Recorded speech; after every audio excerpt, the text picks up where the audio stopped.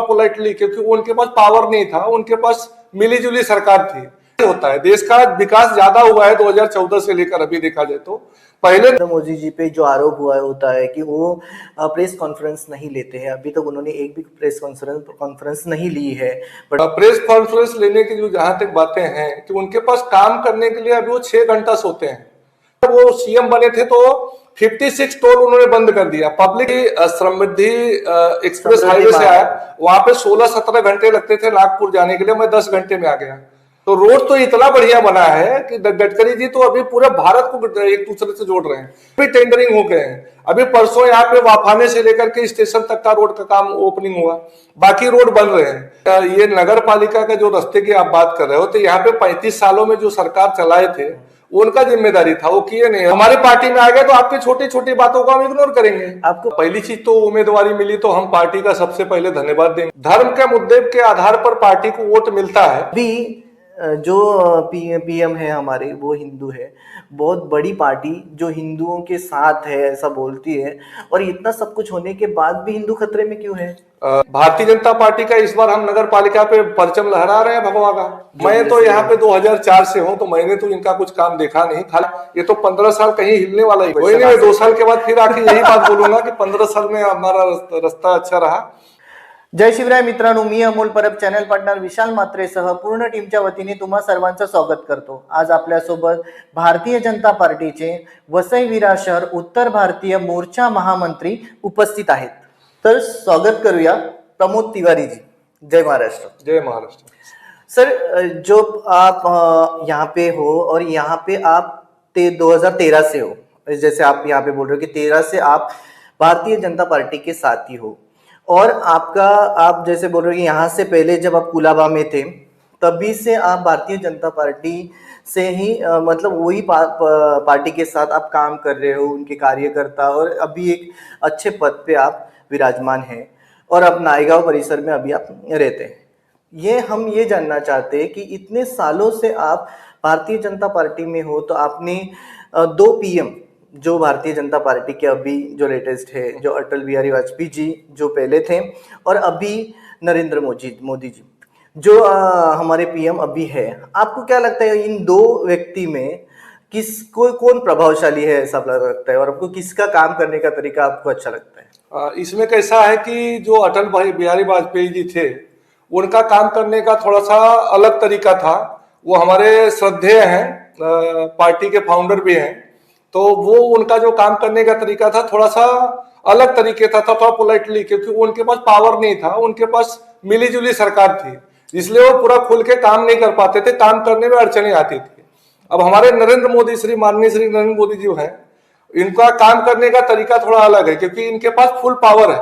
अभी 240 सीट लाए तो इसमें थोड़ा सा काम दब के करना पड़ रहा है, नहीं तो फुल पावर में जब रहते हैं तो कोई भी देश हित के लिए जो काम करना है, देश हित के लिए, डिफेंस के लिए, सेना के लिए जो काम करना है, वो खुल के डिसीजन ले पाते हैं, और उसमें देश का आगे विकास ही होता है। देश का विकास ज्यादा हुआ है 2014 से लेकर अभी देखा जाए तो। पहले अटल जी जब थे तो पूरी बहुमत की सरकार नहीं थी हमारी, तो उनकी एक मजबूरियां थी, लेकिन वो राजनीति लोग जो करते हैं उनको पता है, एक सीट से एक बार हार गए थे, एक टिकट वोट नहीं मिला था। मैं अभी वही बोलने वाला था कि एक सीट से आपकी सरकार चली गई थी जी, एक सीट, एक वोट नहीं मिला, जिसके लिए उनको वोट भी संभालना था, सत्ता में रहना है, सत्ता में रह के काम भी करना है, तो लोगों को, जो विरोधी पार्टियों को लोग के सरकार बनाए, उनको भी लेकर चलना है। अब उनके मन मुताबिक काम नहीं करेंगे तो वो वोट खींच लेते हैं, तो वो एक अलग मजबूरियां थी, लेकिन अब तो मजबूरियां उतनी नहीं है। तो माननीय श्री नरेंद्र मोदी जी जो काम कर रहे हैं ना, देश हित के लिए बहुत बढ़िया काम कर रहे हैं। हमारा क्वेश्चन ये था कि काम करना ठीक है, चलो आप बोल रहे हो कि नरेंद्र मोदी जी बहुत अच्छा काम, बट एक व्यक्तिगत कि उनका बोलने का तरीका, या तो फिर नरेंद्र मोदी जी का बोलने का तरीका, या तो फिर जो स्पीच देने का तरीका है, और उन पे नरेंद्र मोदी जी पे जो आरोप हुआ होता है कि वो प्रेस कॉन्फ्रेंस नहीं लेते हैं, अभी तक उन्होंने एक भी प्रेस कॉन्फ्रेंस नहीं ली है, बट अटल जी वैसा नहीं करते थे, उन्होंने बहुत सारे प्रेस कॉन्फ्रेंस ली है। तो आपको क्या लगता है ये क्यों होता है ऐसा? प्रेस कॉन्फ्रेंस लेने की जो जहां तक बातें हैं कि उनके पास काम करने के लिए अभी वो 6 घंटा सोते हैं, बाकी काम ही करते रहते हैं। काम करने के लिए बहुत इम्पोर्टेंट काम होता है कि देश की प्रेस आपको कुछ क्वेश्चन करे, उसके आंसर आप देश की जनता को दो। ये बहुत बड़ी जिम्मेदारी है और ये बहुत बड़ा काम है। तो प्रेस कॉन्फ्रेंस के लिए हमारे पास बहुत सारे कार्यकर्ता हैं, प्रेम शुक्ला जी हैं, बहुत सारे प्रवक्ता हैं। प्रवक्ता तो बोलते ही वो उनकी बातें पहुंचाते रहते जनता के बीच। ये सही है कि प्रवक्ता बोलते ही रहते और प्रवक्ता अपनी बात, अपनी पार्टी की बात लोगों तक पहुंचाते हैं, उसमें कोई दोहरा ही नहीं है, या तो फिर दुमत नहीं बोल सकते। बट प्रॉब्लम ये है कि उनपे आरोप जो होते हैं उन पे डिस्कशन हो रहा है, और आरोप यही है कि प्रेस के सामने नहीं जाते हैं और प्रेस से जो भी क्वेश्चंस उनके आने वाले हैं उसका आंसर वो देने के लिए उपलब्ध नहीं होते हैं। तो चलो आगे बढ़ते हैं। जो आपने बोला कि प्रवक्ता सब संभाल रहे हैं, हमारे प्रधानमंत्री जी के पास टाइम ज़्यादा नहीं है, चलो ठीक है।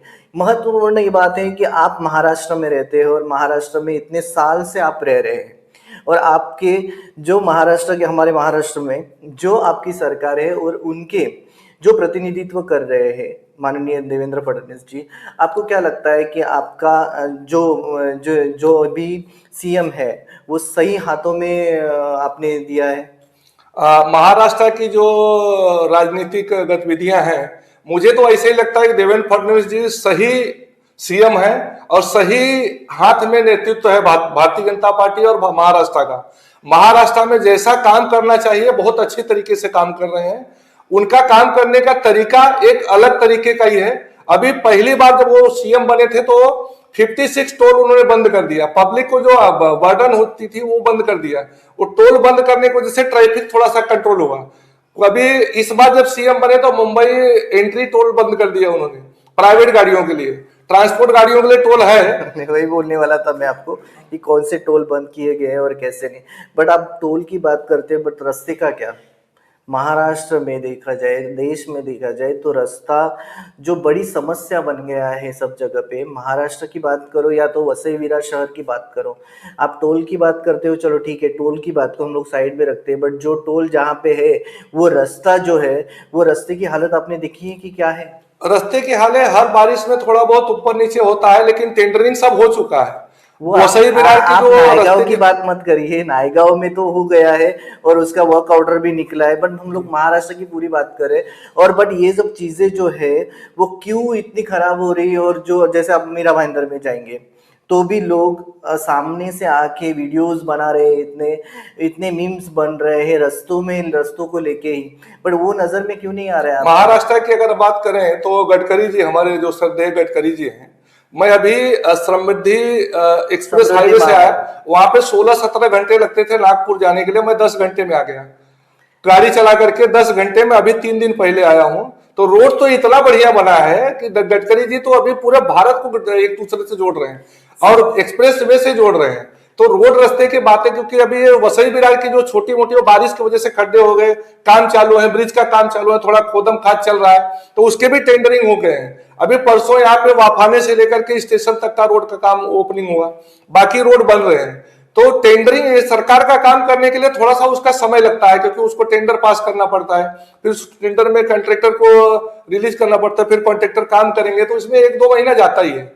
और बारिश होते ही सब रास्ते की बात करेंगे तो इतना जल्दी पॉसिबल नहीं होता है। बारिश होने के बाद रास्ते की बात नहीं हुई, बट बारिश होने से पहले उस रास्ते को ठीक करना चाहिए था। तो बारिश जैसे ही आप देखो कि महाराष्ट्र के जो फेस्टिवल आते हैं, जो नॉर्मली गणेश चतुर्थी हो गई, उसके बाद नवरात्रि हो गई, उसके बाद दिवाली आती है, ये जो मेन फेस्टिवल जो थे वो फेस्टिवल इन खड्डों में ही गए हैं, आपने देखा होगा। महत्वपूर्ण बात ये थी कि जब मई मंथ था तब भी बारिश के पहले वो सब चीज़ें हो जानी चाहिए थी कि जो जहाँ पे खड्डे हैं नॉर्मली उसको ऐसा नहीं कि पूरा रास्ता नया बना दो, बट जो खड्डे हैं उनकी डागडोजी करना, उनको ठीक करना। और ये सब होने के पहले वो सबको पता होता है कि गणेश चतुर्थी के बाद नवरात्रि आने वाली, नवरात्रि के बाद दिवाली, ये तो लाइन में सबको पता होता है। और ये सब चीज़ें जैसे हिंदू बोल रहे हो आप, हिंदुओं के बहुत बड़े फेस्टिवल होते हैं, वो सब के सब खड्डे में चले गए ऐसे दिखता है। अभी ये नगर पालिका का जो रास्ते की आप बात कर रहे हो, तो यहाँ पे 35 सालों में जो सरकार चलाए थे उनका जिम्मेदारी था, वो किए नहीं। अभी हमारे एमएलए अभी चुन करके 6-7 महीना हुआ कि 8 महीना, तो 7-8 महीने में टेंडरिंग करके अभी सब काम चालू है। लेकिन नगर पालिका रोड, रास्ता, नल, ये नगर पालिका के अंडर में आता है, तो रास्ता भी नगर पालिका के अंडर में आना चाहिए। 35 सालों से उन्होंने राज किया, वही आ रहा है। कोई भी रोड रास्ता उन्होंने अच्छे से डेवलप नहीं करके रखा है। बट इसलिए उसे खड्डे पड़े। 5 साल से यहाँ पे वसई विरार महानगर पालिका में कोई लोक प्रतिनिधि नहीं है, ये तो आपको पता है। और ये जो महानगर पालिका है डायरेक्टली स्टेट गवर्नमेंट के अंडर वर्क कर रही है, तो और स्टेट गवर्नमेंट में आपकी सरकार है, तो आपकी सरकार के अंडर ही तो काम कर रहे हैं ना। 5 साल से आप बोल रहे हो, 5 साल से वो यही नहीं, चुनाव ही नहीं हुआ और कोई भी लोक प्रतिनिधि वहां पे है ही नहीं 5 साल से। और 5 साल से वसई विरार महानगर पालिका स्टेट गवर्नमेंट के अंडर काम कर रही है। ये तो कोई ये नहीं कर सकता कि नहीं कर रही। और स्टेट गवर्नमेंट में वापस आपकी सरकार है, तो आपके ऊपर ही आएगा ना क्वेश्चन मार्क। अभी बीच में आपने देखा होगा, वो बाटा कांग्रेस के साथ सरकार में 2.5 साल हमारे ऐसे खराब हो गए। जो हमारा ट्रैक पे था काम करने का तरीका, वो काम करने तरीके ब्रेक हो गए। तो फिर जब हम वापस शिंदे को लाए सरकार में, तो शिंदे जी जब आए, तो शिंदे जी को वहां तक यहाँ की बातें पहुंचनी चाहिए। यहाँ की बातें पहुंचेंगे तो वो यहाँ पे उन्होंने जो यहाँ की बातें आपको ही तो पहुंचानी है वहां तक। आप लोग प्रतिनिधि है, भारतीय जनता पार्टी के आप लोग प्रतिनिधि है, आप यहाँ के लोगों का नेतृत्व करते हैं, तो आपको आपकी बातें वहां तक पहुंचानी चाहिए, ये तो आपकी जिम्मेदारी थी। शिंदे जी को वो बात पहुंचाई गई थी। शिंदे जी भी यहाँ पे बहुत सारे काम टेंडरिंग वगैरह किए थे। अभी 6 महीने से हमारे फडणवीस जी की सरकार है, उसके ऊपर कितने जोरों में काम चालू है। 1 साल पूरा हो गया, 1 साल हो गया। 1 साल में पूरा काम टेंडरिंग करके अभी पूरा प्रोसेस पे है। तो मुझे आपको ऐसा लग रहा है कि टेंडरिंग करने के लिए 1 साल आप 1 साल लोगे टेंडरिंग करने के लिए, तो वो रास्ता कितने साल में बनेगा? सरकार का काम करने का थोड़ा टेंडरिंग में टाइम लगता है। अभी वो देखो स्टेशन का जो ब्रिज है, स्टेशन के ब्रिज के लिए भी अभी रीटेंडरिंग में गया हुआ है। वहां पे खेड़ूत का पैसा ही नहीं। स्टेशन आप बोल रहे हो कि ये नाला सुपर खाड़ी का ब्रिज जो है नायगांव का, उसका हमने मैम से पूछा था, आपने शायद देखा होगा वीडियो में। उन्होंने बोला कि प्रोसेस चालू है, इसके लिए मैंने आपको क्वेश्चन ही नहीं कर रहा हूँ वो, क्योंकि उसका आंसर जो विद्यमान नामदार है उन्होंने हमें दिया। बट महत्वपूर्ण बात यह है कि अभी आपने बोला कि 36 साल से यहाँ पे जो सरकार थी उन्होंने कुछ किया नहीं, यही आपने बोला है। तो अभी जो स्थिति है आप देख रहे हो कि वसई विरार शहर के जो माजी नगर सेवक थे वो आपके पार्टी में आ रहे हैं।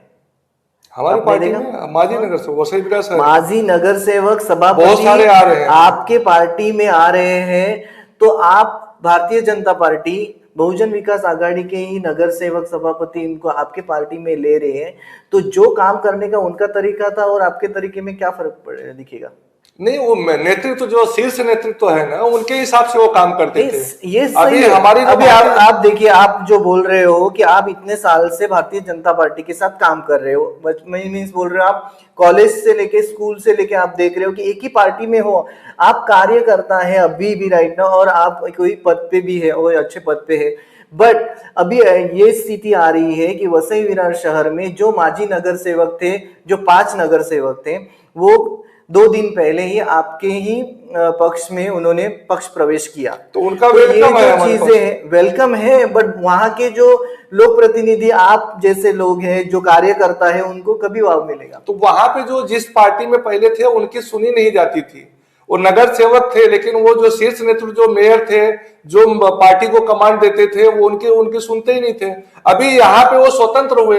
एक्चुअल लोकतांत्रिक पार्टी हमारी भारतीय जनता पार्टी है, जहाँ पे सबकी सुनते हैं, कार्यकर्ता। आपकी पार्टी उनके ही लोगों के लिए देख रही है और उनका ही अच्छा करने का सोच रही है, जो उनके पास में थे, उनके दूसरे पक्ष में थे।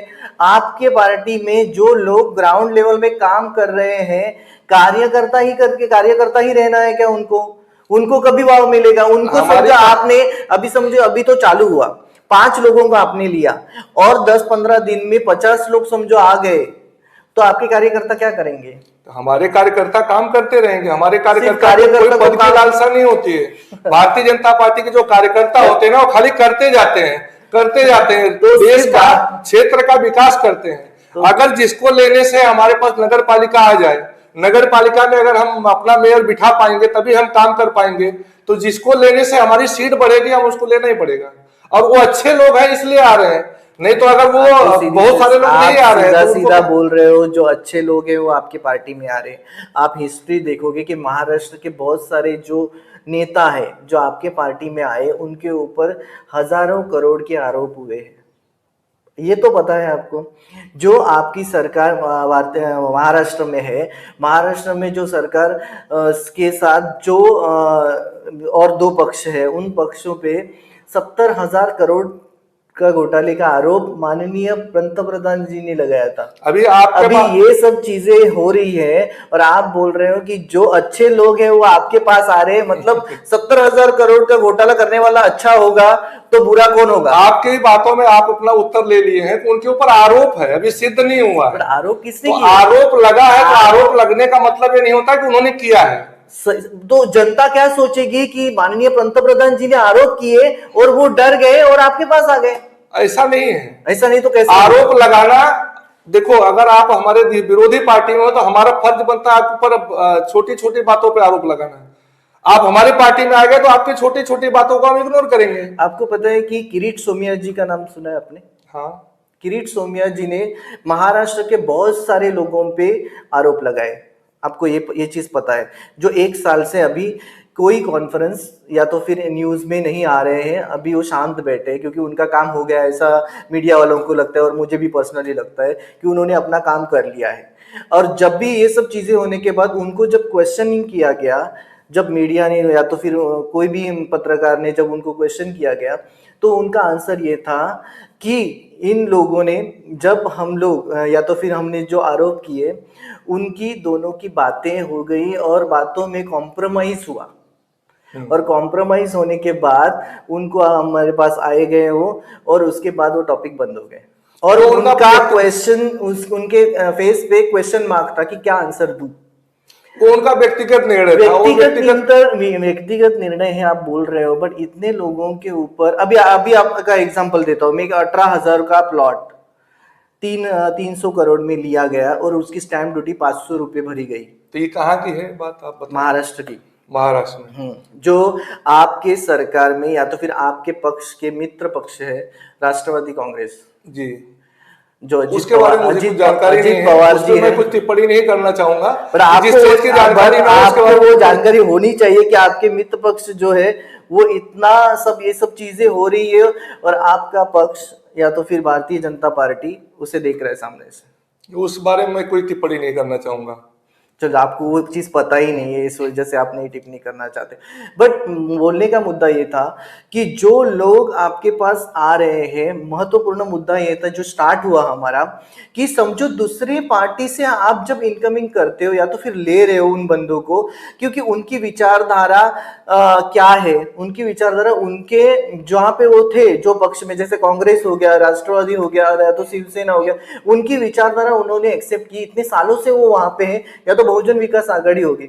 जब आपके पास आएंगे वो आपकी विचारधारा सडनली एक्सेप्ट करेंगे, ऐसी बात तो नहीं होती कोई आ गया और सडनली एक्सेप्ट कर लिया। बट जो आपके पास ऑलरेडी है इतने सालों से, जैसे आप मेरे पास एग्जांपल आप हो, आप बोल रहे हो कि मैंने ये भारतीय जनता पार्टी के पक्ष के साथ मैं बचपन से हूं, तो आपको क्यों नहीं हुआ?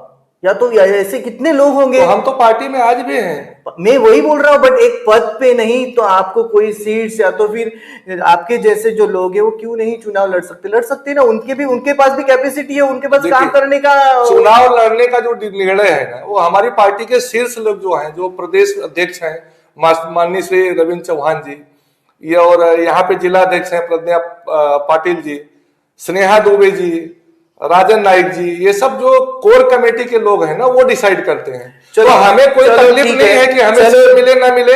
हमारा काम है पार्टी को आगे बढ़ाना, पार्टी के लिए हमेशा काम करते हैं। ये तो आप एक कार्यकर्ता है, बहुत अच्छी बात कही आपने, और कार्यकर्ता सब यही आंसर करते हैं जब कोई मीडिया आपको क्वेश्चन करती है। बट मैं आपको ये पूछना चाहता हूँ, समझो आपके मन में ऐसा लगता है कि आपको यहाँ पे सीट मिलनी चाहिए, ऐसा मैं बोल रहा हूँ कि कोई ये नहीं कि मिले तो ठीक है, आपको मन में ऐसा लगता है कि आप काम कर सकते हो, समझो आपको सीट मिली, सपोज आपको यहाँ पे ये क्षेत्र से, नायगांव ईस्ट क्षेत्र से आपको भारतीय जनता पार्टी ने, सपोज मैं बोल रहा हूँ कि मिले ना मिले अलग बात है, समझो मिली और आपको प्रमोद तिवारी जी एक उम्मीदवार है, तो आप कितने अच्छी तरह से काम कर पाओगे, करोगे या नहीं करोगे? मैं तो भारतीय जनता पार्टी के लिए जब इतने अच्छे तरीके से काम कर रहा हूँ, दिन रात नहीं देखता, कभी भी हमें पार्टी का काम आता है तो करता हूँ। पार्टी अगर मुझे उस योग्य समझेगा तो मुझे उस पार्टी का आदेश का पालन करना ही पड़ेगा। पार्टी जो हमें आदेश देगी कि आपको ये तो मैं बोल रहा हूं, ये एक पॉलिटिकल क्वेश्चन और पॉलिटिकल आंसर मत दीजिए। आप ये बोलिए कि आपके मन में क्या है, समझो इच्छा है क्या? हर कार्यकर्ता के मन में होता है इच्छा। वही तो बोलना चाहता हूँ, और बोलिए, ये बोलना चाहिए ना, हर कार्यकर्ता के मन में मैं यही तो निकालना चाह रहा हूँ कि जो कार्यकर्ता है उनके मन में एक भावना होती है कि मुझे कभी एक चुनाव लड़ना है और मुझे एक कोई संवैधानिक पद मिले और मैं उस पद का वहां के लोगों के भलाई के लिए या तो सदुपयोग करूं और मेरे नाम से कुछ कामें हो। ये तो इच्छा होती है कि नहीं? ये तो है कि नहीं आपके मन में? हमारे मन में भी है, छोटे से छोटे कार्यकर्ता के मन में भी होना चाहिए। अगर पार्टी हमें जिम्मेदारी देगी तो हम अपने लिए काम नहीं, मतलब मेरा नाम हो इसलिए काम नहीं करना है, पब्लिक का काम हो, जनता का काम हो और हमारे पार्टी का नाम ऊपर हो, इसलिए मुझे काम। इनडायरेक्टली पब्लिक का जब आप काम करोगे तो पब्लिक आपका नाम करेगी ही ना। मैं इनडायरेक्टली होगा। अगर मैं काम कर रहा हूं तो मेरे माध्यम से वो काम होगा, लेकिन काम तो पार्टी करवाएगी। चलो तो पार्टी चलो आप एक जरिया हो जाएंगे और कोई जरिया भी होता ना, कि एक वे भी होना बहुत इंपॉर्टेंट होता है ना, कि आप आपके थ्रू वो काम हो रहे। तो सर एक महत्वपूर्ण क्वेश्चन है, समझो आपको भारतीय जनता पार्टी ने समझो आपको उम्मीदवारी घोषित की नायगांव क्षेत्र में, तो आपको पहले 3 काम या तो पहले 4 काम, जैसे इंपॉर्टेंट आपको क्या लगता है 3-4 काम जो है आप करना चाहते हो ये नायगांव परिसर के लिए?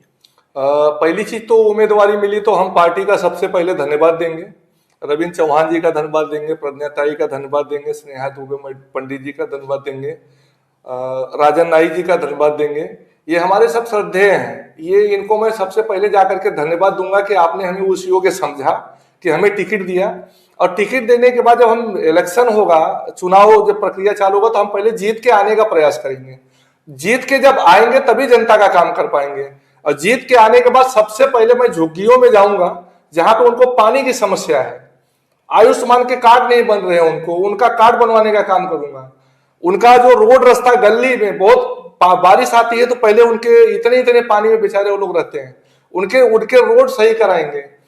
अपने जो नायगांव के यहाँ के जो रोड है, यहाँ से कामन तक अगर आप जाते हो तो इतने रोड में कितने ये है, वो उन सबको पहले ट्रैक पे लाएंगे कि पहले ये सब समस्या दूर हो जाए। तो जनता का जो भी हित में काम होगा, और जनता दरबार लगा करके उनसे पूछेंगे कि आपको क्या काम चाहिए, सारे काम के लिए मैं उनके लेबर रहूंगा। आधी रात को भी अगर वो फोन करेंगे, 12 बजे रात को, 1 बजे 2 बजे, मैं उठ करके जाकर के उनका काम पहले करूंगा। चलो अच्छी बात है, हमारी भी शुभेच्छा है आपको कि आपको मिले टिकट। बट इम्पोर्टेंट बात यह है कि आपका जो स्टडी है यहाँ का, समझो आपके लिए उम्मीदवारी भी घोषित होती है, आपको पता है ये विभाग नंबर या तो फिर आपको ये कौन से विभाग में आ रहा है, यहाँ पे कितने वोट्स है, आपको पता है ये चीजें? हाँ पता है, ये हमारा प्रभाग नंबर 27 है, 27 में 4 नगर सेवक आएंगे, 28,000 वोट हैं, जिसमें 28,000 वोट है, आपको कंफर्म पता है? हमें लगभग हमारा जो नॉलेज है या तो फिर हमने जो स्टडी की है, यहाँ पे 35,000 से 40,000 तक की वोटिंग है। उसमें सर डबल अभी वो SIR चालू है ना, किसी का डबल नाम आ गया, किसी का वो तो ये है, वो अगर एक्चुअल वोट जो पड़ेगा 28 से 25,000 से 28,000 25,000 से ज्यादा वोट नहीं पड़ने वाला है। नहीं, वो तो परसेंटेज हो गया ना, परसेंटेज ऑफ वोटिंग इतनी पड़ सकती है। इंपॉर्टेंट थिंग्स ये है कि या तो मेरा क्वेश्चन करने का रीजन ये था कि समझो आप 28,000 ही वोट पकड़ रहे हो या तो 27,000, बट एक्चुअल जो ये है फिगर है वो 35,000 टू 40,000 के बिटवीन है। बट ये बातें होती है। उसके बाद महत्वपूर्ण बात ये होती है कि यहाँ के जो लोग हैं, यहाँ के जो वोटर्स है वो तीन विभागों में बटे हैं। जैसे हो गया कि भूमिपुत्र, और या तो फिर मराठी भाषिक हो गए और फिर हिंदी भाषिक हो गए। तो आपको लगता है कि आप समझो खड़े होते हो या तो फिर आप चुनाव के लिए रेडी होते हुए आपको टिकट भी मिल गया, तो आपको लगता है कि जो मराठी भाषिक है उनको उनके लिए आप क्या कहना चाहते हो और मैं कि आपको उनको एक बात वो बता क्यों देना वोट करे आपको? मैं आपको एक बात बता देना चाहता हूँ, भारतीय जनता पार्टी में भाषावाद से परे वोट पड़ता है। यहाँ पे कोई भाषावाद का बात नहीं आता तो है। कौन सा वाद है? यहाँ पे पार्टी का, भारतीय जनता देखिए, पार्टी, हम भारतीय जनता है। भारतीय जनता पार्टी पे सबसे बड़ा आरोप किया जाता है वो है कि धार्मिक तेढ़ निर्माण करने का आरोप किया जाता है जब चुनाव आते हैं, जब हिंदू मुस्लिम की बातें हो जाती है और वो चीजों पे फोकस ज्यादा किया जाता है। यह आरोप बाकी जो पार्टी के लोग हैं जो सेक्युलर सोच है उनकी, ऐसा वो बोलते हैं। वे ये आरोप आप कर रहे हो और आप बोल रहे हो कि भाषावाद नहीं होता। ये विरोधी पार्टी कुछ भी बोलेंगे, लेकिन आप ये बताइए कि जब सरकारी कोई भी कार्य आता है, सरकारी कोई भी सुविधा आती है, तो हम जात और धर्म पूछ करके देते हैं, राशन उनको जात और धर्म अभी पूछ करके आपको देते हैं। इस पे ही कट करता सर्वधर्म हूँ। समभाव का बात है भारतीय जनता पार्टी के कुछ नेताओं के स्टेटमेंट में बताऊंगा आपको, तो फिर जैसे बटेंगे तो कटेंगे, मस्जिद में घुस के मारेंगे, हिंदू खतरे में है, ये सब चीजें की स्टेटमेंट आपको पता है कि भारतीय जनता पार्टी के नेताओं ने ही किए गए स्टेटमेंट है। बराबर। और इन स्टेटमेंट के बाद जो लोग देश में है सब जैसे आपने बोला सर्वधर्म समभाव और बहुत सारे धर्म के लोग हैं, उनकी विचारधारा या तो फिर विचार करने की सोच भारतीय जनता पार्टी के खिलाफ हो जाती है और वो बोलते हैं कि जब चुनाव आते हैं तब एक हिंदू मुस्लिम या तो फिर धर्म का मुद्दा भारतीय जनता पार्टी उठाती है। तो इसके बारे में क्या बोलेंगे आप? धर्म के मुद्दे के आधार पर पार्टी को वोट मिलता है, लेकिन बटेंगे तो कटेंगे। जो भाषा आपने सही बोला कि धर्म के मुद्दे पे भारतीय जनता पार्टी को वोट मिलता है, वो आपका विरोधी पार्टियों को वोट उनके कट जाते हैं, हमारे को ज्यादा मिलते हैं। लेकिन बटेंगे तो कटेंगे बात है, जैसे पार्टी के जो कार्यकर्ता हैं उनके बीच ये लहर फैलाई जाती है कि अगर आप बट गए, मतलब आप अपने वोट को वंचित कर दिए, किसी और को दे दिए, तो हमारी सरकार जाएगी तो हम कट गए ना। हमें कटना नहीं, मतलब पार्टी से जाना। क्या बात है, आपने बहुत अच्छी तरह से समझाया। बटेंगे तो कटेंगे का मतलब ये होता है, बट बहुत लोगों ने कुछ अलग सोचा है। वो उनके सोचने के तरीके हैं, हमारे सोचने आपको ये समझाना चाहिए कि वो सोच सिर्फ वोट और वोटिंग की वजह से कि वोट कट जाएंगे ऐसा सोच रहे हैं आप, बट कोई दूसरे लोग बोल रहे हैं कि लोग कट जाएंगे। नहीं, वो उनके सोचने के तरीके, वो पार्टी को जनता को डिस्टर्ब करने के लिए बोलते हैं, वो उनकी मानसिकता मनोभावना। ये बात है तो हिंदू खतरे में है। आप ये सोचो कि जब देश के पंतप्रधान ये थे सिख थे, जैसे माननीय मनमोहन सिंह जी थे, और राष्ट्रपति एक मुस्लिम थे डॉक्टर अब्दुल कलाम जी। जब ये सब चीजें थी तभी कभी ऐसा बात नहीं हुई कि हिंदू खतरे में है। सुनो, बट अभी जो पीएम है हमारे वो हिंदू है, बहुत बड़ी पार्टी जो हिंदुओं के साथ है ऐसा बोलती है, और इतना सब कुछ होने के बाद भी हिंदू खतरे में क्यों है? डॉक्टर एपीजे अब्दुल कलाम जी तो हमारे श्रद्धेय हैं, वो ऐसे उनको मुस्लिम बोल सकते हो, लेकिन उनकी मानसिकता जो है ना, भारत देश के प्रति ईमानदारी थी, भारत देश के प्रति ये तो हम भी सम्मान करते हैं और पूरा देश या तो पूरा विश्व उनका सम्मान करता है। ये तो ये बात नहीं है, बट उनका धर्म ये है। और जो पीएम थे आपको पता है वो सिख थे, और तभी ये बातें नहीं हुई कि हिंदू खतरे में। बट अभी क्यों वो हिंदू खतरे में है? हिंदू खतरे में नहीं है, हिंद खतरे में, ऐसा बोल सकते हो आप। हिंद मतलब भारत देश, हिंद आप बोल रहे हो, बट हिंदू खतरे में है ऐसा बोला जाता है। तो भारत हिंद देश में रहे तो हिंदू ही हो ना। तो खतरे में क्यों है? खतरे में इसलिए है कि बॉर्डर पे हमारी सीमाएं, चाइना उधर आ रही है, पाकिस्तान उधर से दब रहा है। आप बोल रहे हो कि हमारी सरकार का जो नेतृत्व कर रहे हैं ये इतने सुरक्षित हाथों में है। ये भारतीय जनता पार्टी के स्टेटमेंट कम से कम उसको होल्ड तो करके रखे हुए हैं कि तो आगे हम बढ़ने नहीं दे रहे हैं। तो आपको ऐसा लगता है कि वो उनकी वजह से ये बात हो रही है? आपको ये पता होगा, बट हिंदू ही क्यों, बाकी के धर्म के लोग भी तो है। आपको ये पता होगा कि एक जो आप बोल रहे हैं प्रधानमंत्री थे हमारे मनमोहन सिंह जी, उस समय बॉर्डर पे कोई एक सेना था, वहां पे 3 सैनिकों का सर काट कर लेकर के गए थे और फुटबॉल खेले थे पाकिस्तान में जाकर के। चलो आज वैसी नौबत तो नहीं है कम से कम हमारे। चलो आप बोल रहे हो वो सही है, बट स्टेटमेंट ये है कि हिंदू खतरे में है। इंपॉर्टेंट थिंग क्या बोल रहे हो आप कि उनकी वजह से जो बॉर्डर पे जो संकट खड़े हैं उनकी वजह से तो बाकी के लोग भी तो है। आप ऐसा बोल सकते हो ना कि भारत के सब नागरिक खतरे में है। हाँ, तो हिंदू खतरे अगर में क्यों हिंद है? देश में रह रहे हो तो हिंदू नहीं, हुए ना। नहीं, नहीं, ऐसा अगर नहीं हमारे आप हिंदू आप देश में, देखिए, शब्द को मत घुमाइए। महत्वपूर्ण क्या बात होती है? हिंदू खतरे में नहीं, आपके बात सही है। चलो कुछ प्रॉब्लम्स है कि पाकिस्तान बॉर्डर हो गया या तो फिर चीन बॉर्डर हो गया, कुछ प्रॉब्लम तनाव चल रहे हैं और उनकी वजह से समझो हम बोल रहे हैं हिंदू खतरे में, तो ये सब्जेक्ट गलत हो ये गया यार। पहले से पूरा देश के नागरिक, जो भारत देश के नागरिक है, सब हिंदू हैं। नहीं, वो खतरे में है। हाँ, वो खतरे में है। ऐसा आप बोल जैसे रहे हो। पाकिस्तान जब बंटवारा हुआ 1947 में, तो वहां पे पाकिस्तान नाम रख दिया और मुस्लिम कंट्री उनको घोषित कर दिए, लेकिन हम हिंदुस्तान के नाम पे बटे। यहाँ पे हिंदू रहना चाहिए, तो आपको, लेकिन हिंदुस्तान नाम दिया गया था। जब हिंदुस्तान में जो भी रह गए वो हिंदू ही हो गए। आपका ऐसा बोलना है कि इंडिया में जो सब लोग रह रहे हैं वो वो सब हिंदू ही, तो मुस्लिम भी वो हिंदू हिंद हो गए। देश में रह रहे हैं तो तो हिंदू, मुस्लिम भी, सिख भी हिंदू हो गए। सब हिंदू ही है। हिंद देश में है तो हिंदू ही है। अगर उनकी मानसिकता देश के प्रति अच्छा है तो, भारत देश अगर उनके दिल में बसा हुआ है, भारत देश अगर हमारा उनका मातृत्व, माता अगर भारत को मानते हैं तो वो हिंदू ही है। अगर जो भारत के विरोध में काम करेंगे तो वो हिंदू नहीं है, फिर उनके साथ सख्ती से पेश आएगा सरकार हमारा। चलो अच्छी बात है, आप जैसे बोल रहे हो। और आपके पार्टी का जो, या तो फिर भारतीय जनता पार्टी का जो मुद्दा आपने सबके सामने रखा है, अभी महत्वपूर्ण बात है कि हम लोग अभी ये जो चर्चा होती रहेगी और इस पे डिबेट भी होती रहेंगी कि कौन गलत है और क्या गलत बोल रहा है कोई। बट इम्पोर्टेंट थिंग अभी है, अभी जो यहाँ के जो चुनाव है, आपको क्या लगता है कि वसई विरार शहर में भारतीय जनता पार्टी की सरकार आ सकती है? 100% आएगी। भारतीय जनता पार्टी का इस बार हम नगर पालिका पे परचम लहरा रहे हैं भगवा का। देखिए, आपके अपोजिट में जो पार्टी है, जो सबको लग रहा है कि बहुजन विकास आघाड़ी स्ट्रांग पार्टी, जो आपके सामने जो कैंडिडेट खड़े करेंगे, बट उनका हिस्ट्री देखा जाए कि 100 अबाव नगर सेवक उनके पास थे, जो माजी नगर सेवक करके थे, बट उनको उतने नहीं चाहिए।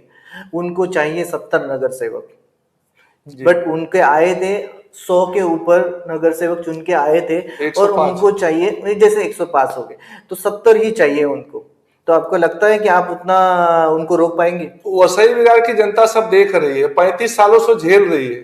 35 सालों में उन्होंने कुछ किया नहीं वसई विरार की जनता के लिए। परिवर्तन चाहिए देश, अपने जनता को, भारतीय वसई विरार की जनता को परिवर्तन चाहिए, क्योंकि यहाँ पे अगर विकास करना है, नल, पानी, रास्ता, रोड, गटर सब सही चाहिए, तो उनको परिवर्तन करना ही पड़ेगा। परिवर्तन करेंगे तभी वसई विरार का डेवलप हो पाएगा।